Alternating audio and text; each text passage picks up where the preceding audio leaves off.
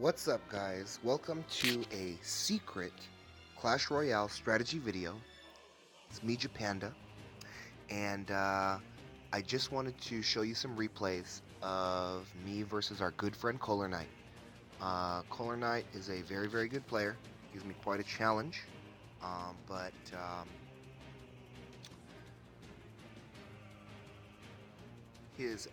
sometimes his antics are a little to be desired as far as the beat M is concerned and such. So I'm gonna go ahead and see if I can best him. And he drops the mortar, and I, with the lag, put down the bowler in completely the wrong spot, waste all my elixir.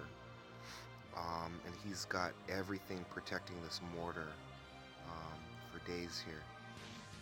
And I think he's going to try and protect it one more time. So by him doing this, I actually know that he's out of elixir now that he's thrown that hog. So we're going to go ahead and throw the graveyard. I think it would be an opportune time to throw the graveyard.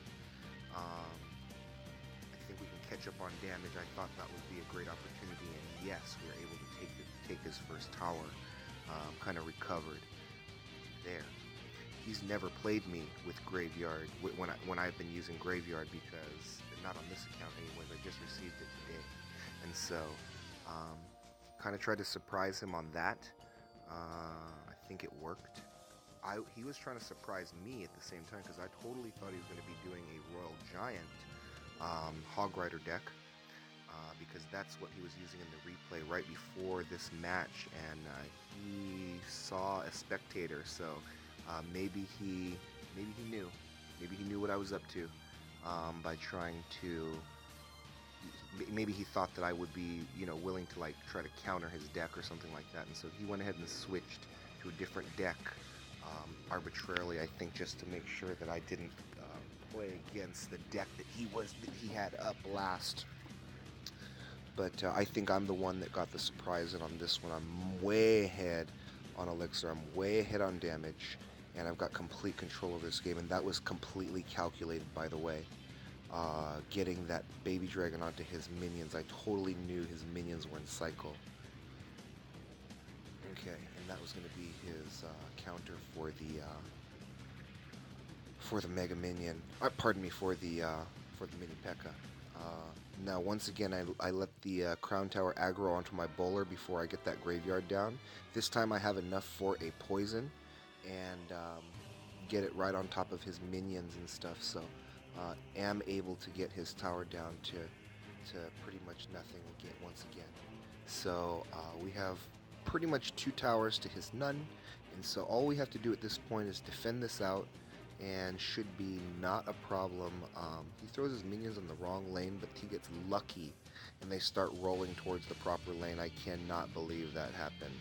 But anyways, maybe it was calculated on his behalf. I want to give him a little bit of credit, because I know he is pretty good.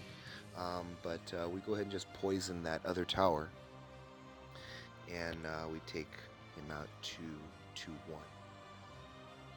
Alright, I think I went ahead and just stuck with the same deck. I think he expected me to switch my deck. So I played the exact same deck against him, and let's see how I played this. He's using a Battle Ram, Lava Hound, Night Witch deck, and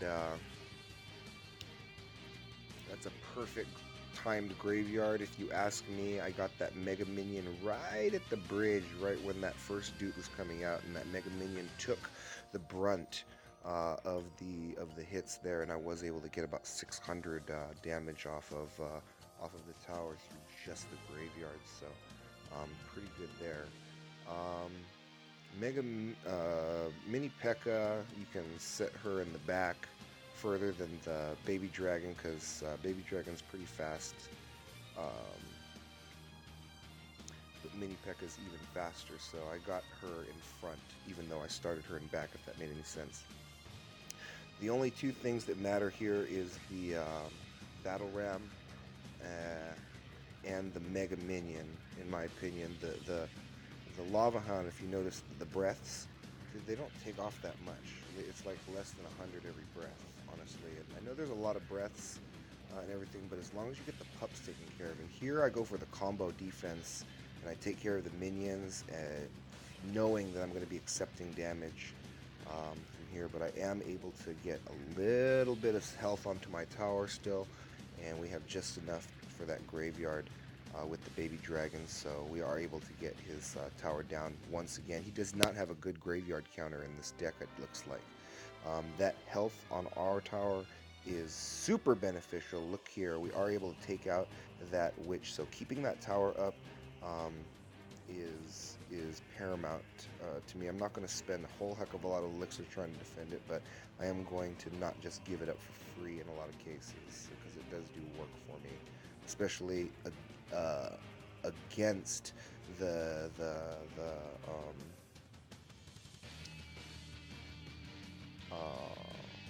on the other side of the tower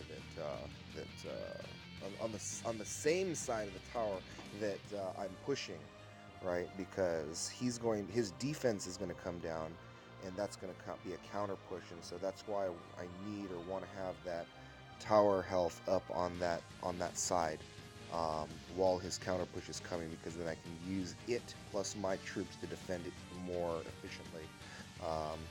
There, so he uses minions, which I don't know if I would have done that. I don't know, maybe he just didn't have a better option there, but I think he was gambling and just trying to see if that would work. I get his Lava Hound taken care of way early, and I miss his Tombstone, thinking about the witch too much there. But it is okay. I don't think it's going to be a problem for us, because we have this Lava Hound straight countered to smithereens here, and we end up holding off that battle ram before it can hit our tower. We defend it pretty well here, and this time he is using Fireball, but it's funny that I kind of know his tendencies. I know that he's not a big Fireball, Lightning, or Rocket user. I think that those are pretty uncommon spells for him to be running. It's just like something that I've kind of know as far as his tendencies. I don't know if that's makes me a good player by recognizing that or not, but you know, that's not just the mechanical side of the game, that's kind of the recognition side of the game. And we snuck in that bowler in the middle. You can do that. You can sneak in that bowler in the middle. That can also be like a musketeer. It can be a wizard. It can be a dart goblin, hog rider, royal giant. Royal giant's where I got the idea. It could be a giant. A lot of things that you can put in that middle slot right there. He does end up taking 2 games from me. I don't change my deck this first time, and he counters me straight up. He destroys me in this game. It's a terrible defeat. The next game, I do switch decks to a very similar deck that I was running with the graveyard, but I just switch out for the balloon and make another switch just to kind of make things more interesting. But he wrecks me again with his balloon deck because he freezes me properly and uses his minion horde properly. But that puts us at 2-2 after this point, and so I'm not gonna let him. Stop after 2 games and stuff. We're gonna keep going. We're gonna have a tiebreaker, and let's get into the tiebreaker. And this is actually my strongest deck right now. 3 Musketeers deck. And I just happen to know that Kohler Knight is not a big Fireball, Lightning, or Rocket user, like I said before. So even more the reason why I was saving this deck as the trump deck, that I knew that he would have the most hardest time beating if he didn't have the right cards.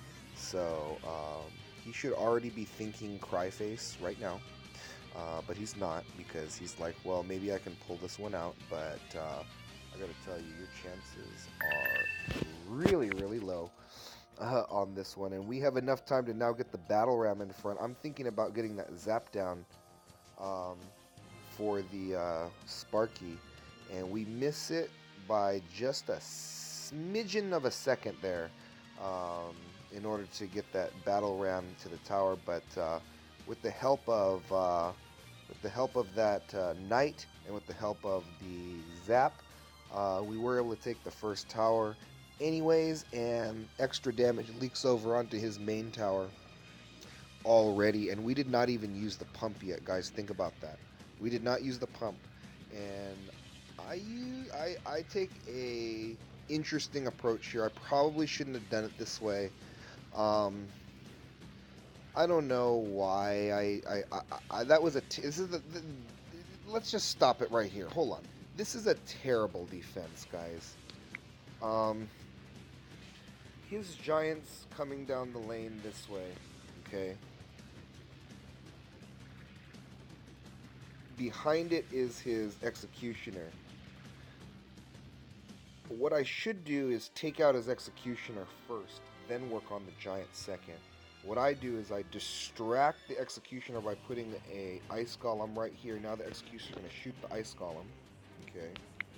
Then, um, then I put the knight and the skeletons onto the giant here to see how fast I could melt the giant before the executioner would be finished killing the ice golem. I thought maybe perhaps in some weird world that I could get the knight up and kill the executioner second. That was a terrible way to do it. I don't think anybody should follow that one. Don't think that that was the right way to do that particular defense, but I recognized that at that time, and I'll never do it again. Not in this match, anyways. So let's try back and see if we can get back to a respectable point here.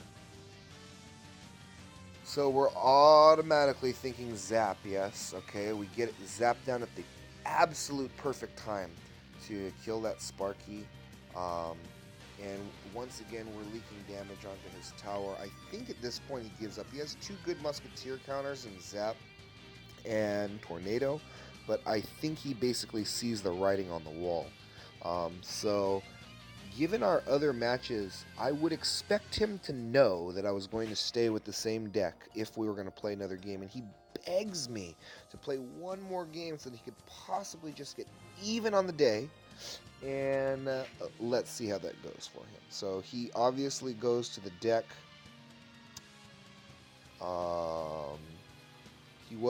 I thought he was going to go to the deck that beat me, but I don't think he does that. I think he goes to a brand new, different deck that is completely different. So he played me, I think, with 5 different decks. Or I don't even know. I should go back and check that. But I'm going to distract the baby dragon.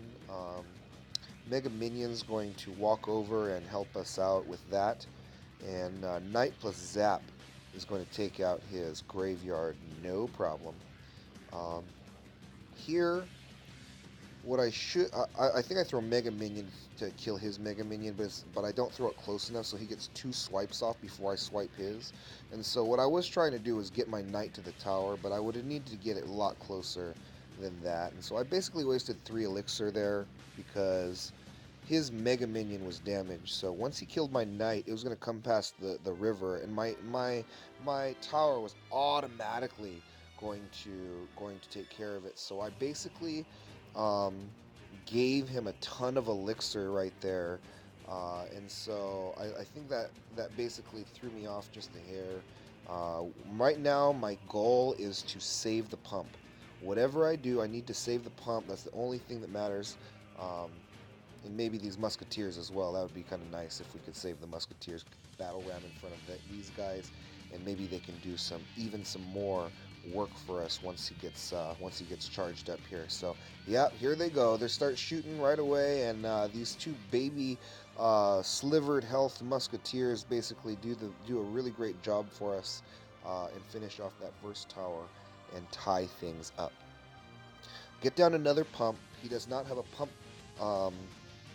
counter because he doesn't have a 3 Musketeers counter.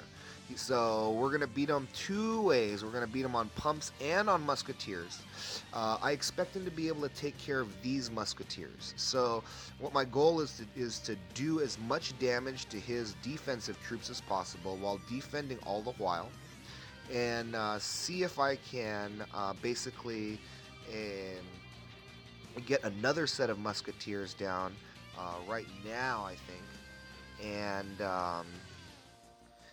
Yeah, so go ahead and defend that, sir, because here we go.